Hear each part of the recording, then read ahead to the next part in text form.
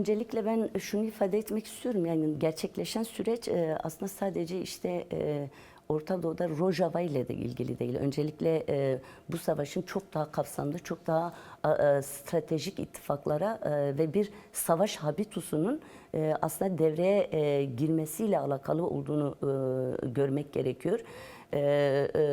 Reberapo'nun aslında bu dönem için yaptığı uyarılardan biriydi. İşte bir savaş habitusunun devreye gireceği Evet. ve bunun gerçekten Orta Doğu'da çok büyük katliamların önünü açabileceği, işte yüzlerce Gazze'yi yaratabileceğini aslında defalarca değerlendirdi. Yani bir yerde aslında uluslararası emperyalist güçlerin özellikle yeni dönem stratejisi, güç dengeleri değişti. Aslında işte 100 yıl önce Fransa ve İngiltere'nin başını çektiği o emperyal kolonyal savaş habitusu bugün geldiğimiz aşamada işte İsrail ile Amerika'nın başını çektiği ama işte bölgesel Orta Doğu cephesinden bölgesel gerici güçlerle de birleşerek siyasal İslami bir faşizmi dayattıkları, bölgeye dayattıkları bir noktaya evrildi. Yani bunun içerisinde neden Rojava'dan başlandı, neden Suriye üzerinden bir başlangıç yapıldı dersek aslında bunda çok boyutlu hesaplar, çok yönlü aktörlerin devrede olma durumu söz konusu.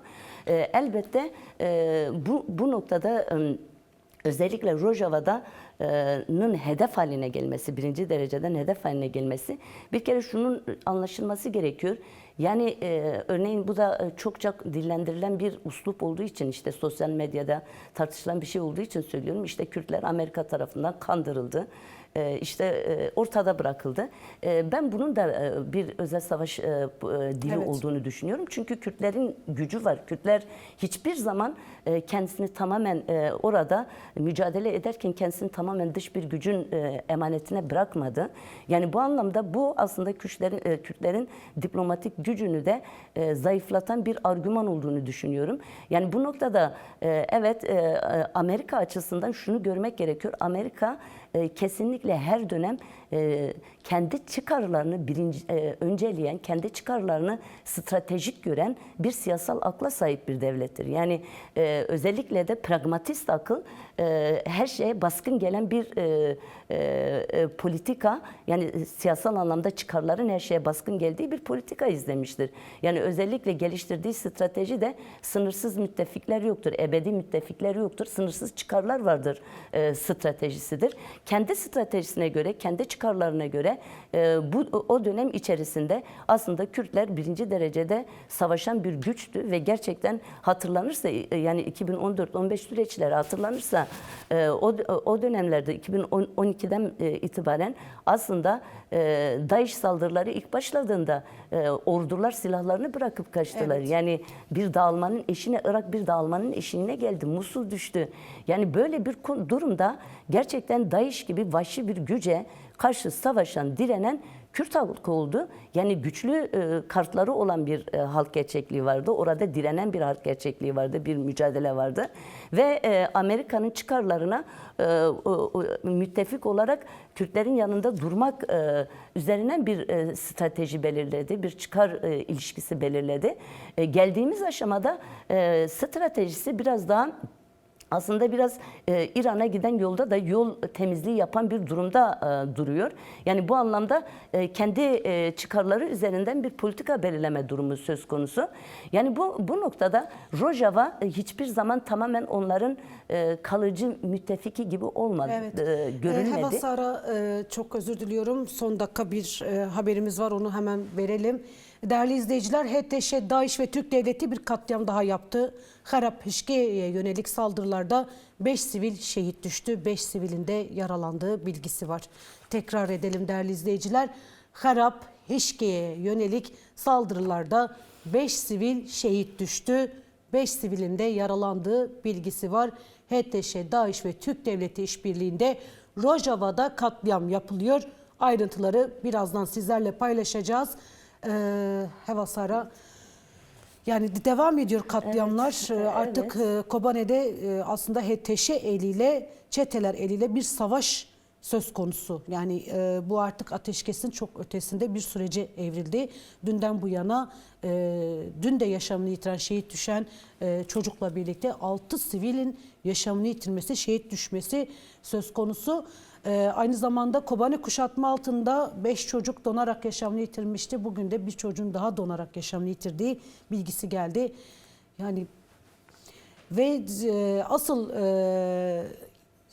korkunç olan ise koalisyonun buna göz yumuyor olması. Evet. Yani günlerdir bu kuşatmaya, bu yaşananlara, bu saldırılara göz yumuyor.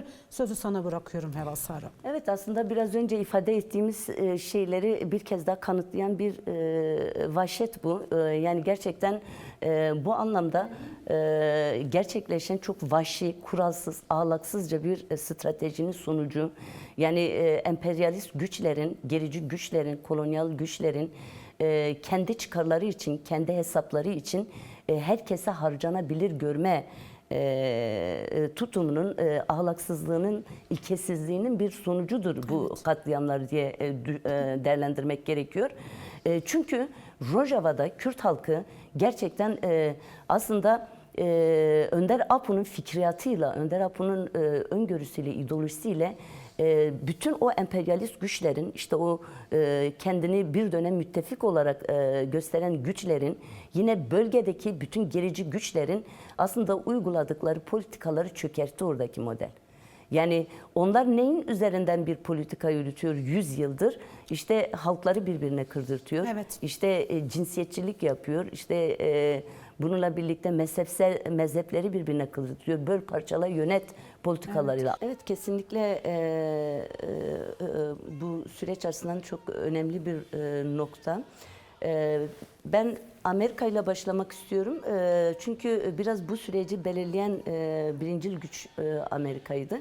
Yani Amerika ilk oturumumuzda da konuştuğumuz gibi Amerika şu anda dünyada ve Orta Doğu'da aslında yeni bir savaş habitüsünün öncülüğünü yapıyor. Yeni bir siyasal aklın, pragmatist bir aklın öncülüğünü yapıyor ve kendi jeopolitik çıkarları için, kendi egemenliği için sınırsız ve kontrolsüz bir savaşı ve her şey egemenliğini ilan etmek için sınırsız, kontrolsüz bir savaşı öncülüğünü yapıyor ve bu Orta Doğu'ya dayattığı da, yani bunun bir parçası olarak Orta Doğu'ya dayattığı da İslami faşist bir çizgi ama kendisinin kontrol edebileceği, denetleyebileceği, gerektiğinde işte kimi güçleri sahaya sürebileceği, gerektiğinde geriye çekebileceği, kendi denetiminde ve kontrolünde bir süreç işletmeye çalışıyor. Şimdi Suriye'de ne oldu? Bu DAEŞ yenildikten sonraki süreçte Kürtler Suriye'de Rojava modeli olarak aslında kadın özgürlükçü bir siyasal yapılanma oluşturdular. Yani kadınların kurucu özne olduğu, kadının bizzat o sistem içerisinde belirleyici olduğu kadın özgürlükçü bir toplumsal inşa gerçekleştirdiler. Bir toplumsal yaşam modeli ortaya koydular. Yerel demokratik bir model ortaya koydular. Çok kimlikli bir model ortaya koydular. Devlet dışı siyasal bir yapı ortaya koydular ve aslında Amerika başta olmak üzere bütün emperyalist güçlerin 100 yıldır bölgede uyguladığı politikaları boşa çıkaran bir model ortaya koydular. Aslında ben yani şurada halkların kırımının önüne geçilebilecek bir yaşam modeli olabileceğini ideolojik bir perspektif ortaya koydular. Aslında yani şunu düzeltmek de gerekiyor. Kürtlerden vazgeçmek değil, bu ideolojinin aslında devletleri rahatsız etmesi boyutu söz konusu ve buradan aslında cihatçıların cihatçılarla yol yürünme kararı alınması durumu var. Devam edeceğiz. Ancak bir son dakikamız var. Hemen son dakikayı vereyim. Değerli izleyiciler, Tırbespiye'ye bağlı Sefo köyünde HTŞ'liler saldırıda bulundu. Şu anda Kassede güçleri YPG, YPJ savaşçıları ve HTŞ çeteleri arasında çatışmalar yaşanıyor. Bu saldırıya karşı YPG, YPJ savaşçıları direnişini ortaya koydu. Saldırıya karşılık vermeye başladı ve şu anda çatışmalar yaşanıyor. Kobani'nin dört bir yanında HTŞ saldırılarda bulunuyor. Çeteler saldırıda bulunuyor. Buna karşı bir direniş de var diyelim. Bir son dakika bilgisi olarak bunu da paylaşalım. Devam edelim Heva Sara.